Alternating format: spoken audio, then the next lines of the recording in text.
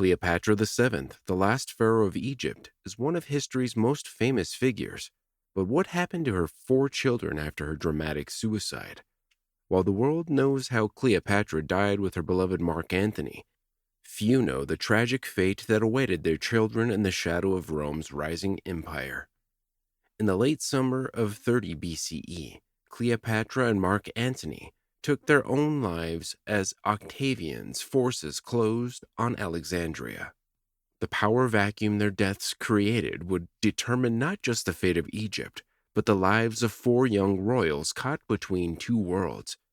These were Caesarion, the eldest at 17, the 10-year-old twins Alexander Helios and Cleopatra Selene II, and Ptolemy Philadelphus, who was barely 6 years old. Today, we'll uncover what became of each royal child caught between falling Egypt and rising Rome. Let's start with the eldest and most dangerous of Cleopatra's children, Ptolemy XV, better known as Caesarion, which means Little Caesar. Born in 47 BCE, Caesarion was claimed to be the son of Julius Caesar himself, making him 17 years old when his mother died.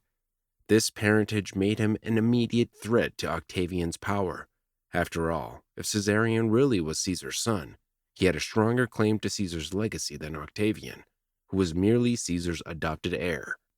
The young man had grown up as heir apparent to one of the wealthiest kingdoms in the Mediterranean. He had been crowned co-ruler with his mother at just 3 years old, appearing on coins and in temple reliefs across Egypt. By 17, he was fluent in multiple languages, trained in philosophy and rhetoric, and had begun taking active roles in government administration. Contemporary accounts describe him as tall and handsome, bearing a striking resemblance to Julius Caesar, which only made him more dangerous in Octavian's eyes. As Alexandria fell to Roman forces, Cleopatra tried desperately to save her eldest son. She arranged for Caesarion to escape south to the Red Sea port of Berenice, where Egyptian merchants had established trade routes to India. The plan was carefully orchestrated. Caesarion traveled with a small group of loyal servants and carried letters of introduction to Eastern kings who might offer him some sanctuary. He also carried a substantial treasury, gold, and jewels that could finance his life in exile or perhaps even fund a future attempt to reclaim his throne. But Caesarion's escape was doomed from the start. His tutor, a man named Rhodon, had been in service for years, teaching him Greek poetry and philosophy. This trusted mentor betrayed him for Roman gold. Octavian's agents approached the teenager with honeyed words, promising that the new ruler of Rome would let him return and rule Egypt as a client king under Roman protection. The 17-year-old prince, perhaps naive or simply out of options, believed these promises and turned back toward Alexandria. It was a fatal mistake.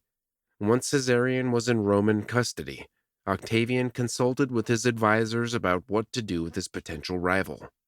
His tutor Arrius Didymus delivered the verdict with a quote from Homer: "Too many Caesars is not a good thing."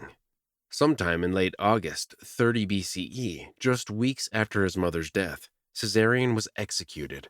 The Romans strangled him, which was considered the most dignified method of execution for someone of noble birth. His body vanished without a trace. No tomb, no inscription, no monument marks where the last pharaoh of the Ptolemaic dynasty was said to rest. With Caesarion's death, a 300-year-old royal line came to an end, and the office of pharaoh itself ceased to exist. The story of Cleopatra's other 3 children, all fathered by Mark Antony, would unfold very differently. After their parents' suicides, the children were found in the palace with their tutors and servants. The scene must have been heartbreaking, with the children likely not fully understanding that their parents were never coming back. Unlike their older half-brother, these 3 were spared, but not out of mercy. Octavian had plans for them that would serve his political purposes far better than their deaths. The twins, Alexander Helios and Cleopatra Selene II, had been given names that reflected their parents' grand ambitions. Helios meant sun, and Selene meant moon, suggesting they were destined to light up the world. At 10 years old, They were old enough to understand their situation, but too young to pose any real threat.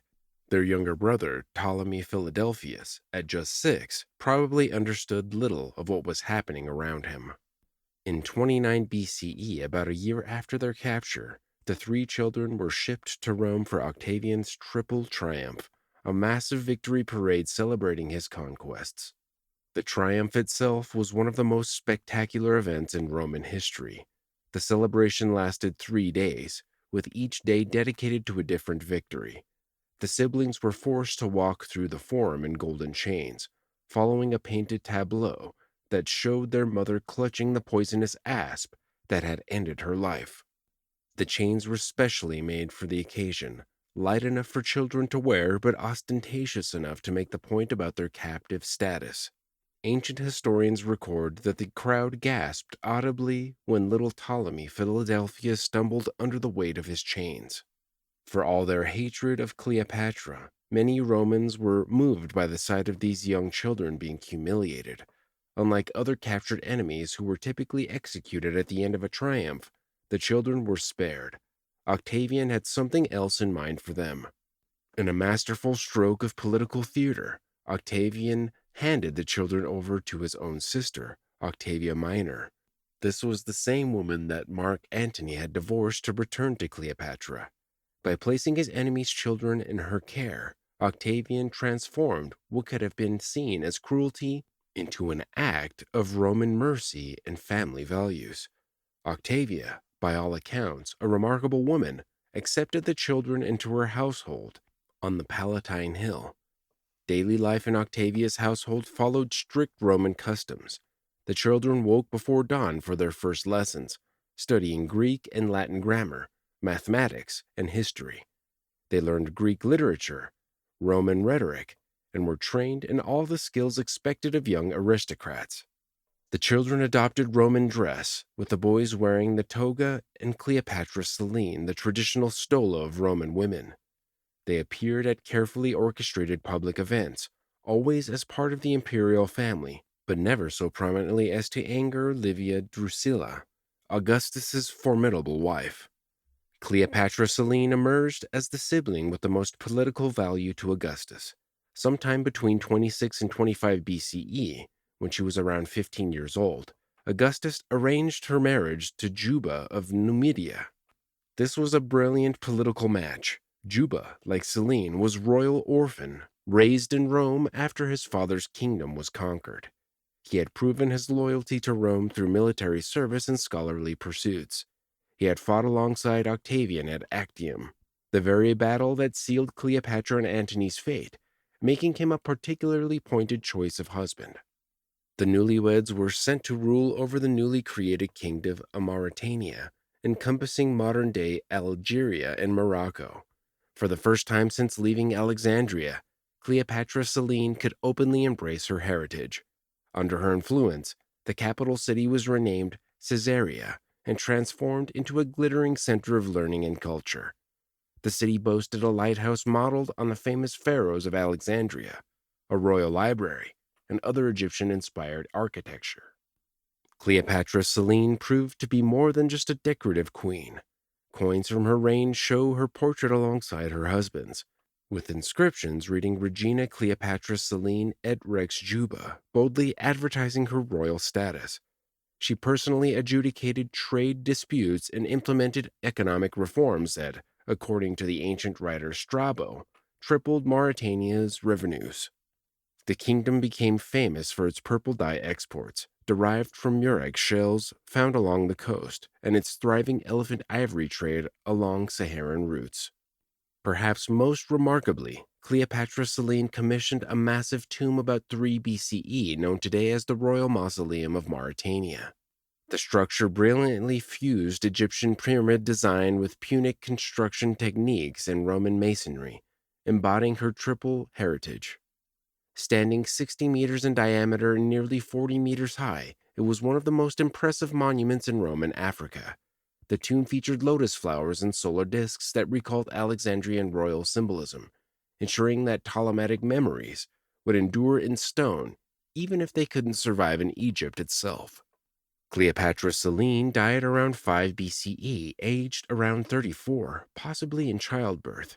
Her son Ptolemy would rule Mauritania after his father's death, maintaining his mother's cultural policies until he too fell victim to Roman politics. Executed by the Emperor Caligula in 40 CE for the crime of wearing a purple cloak that outshone the emperor's own garments. But what became of Selene's twin brother, Alexander Helios? The boy named for the son simply vanishes from historical records after his sister's wedding. The Roman historian Cassius Dio mentions that Augustus spared the boys as a wedding gift, suggesting he at least lived to see his sister married. After that, silence falls like a curtain over Alexander Helios's fate. The most accepted explanation is that Alexander Helios died young in Rome, possibly during an epidemic that swept through the city in 23 BCE. This outbreak, mentioned by several Roman authors, killed thousands, including several members of the imperial family. Most likely, Alexander Helios represents Octavian's calculated approach to risk management.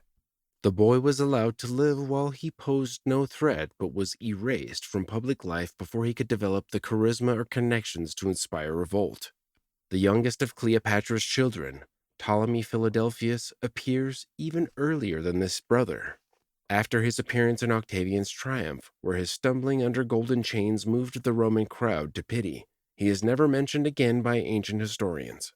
The prevailing theory among historians is that the weakness he displayed during triumph reflected an underlying illness. Most scholars believe he died in the winter of 29 or 28 BCE, aged 7 or 8, and was quietly buried in Octavia's family tomb on the Campus Martius. Looking at the fates of all 4 children reveals Augustus's brilliant but ruthless political strategy. Caesarion had to die because his claimed parentage made him too dangerous to live.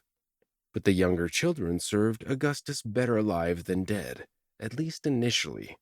By sparing them and placing them with Octavia, he could showcase Roman clementia, mercy, while keeping potential threats under close watch.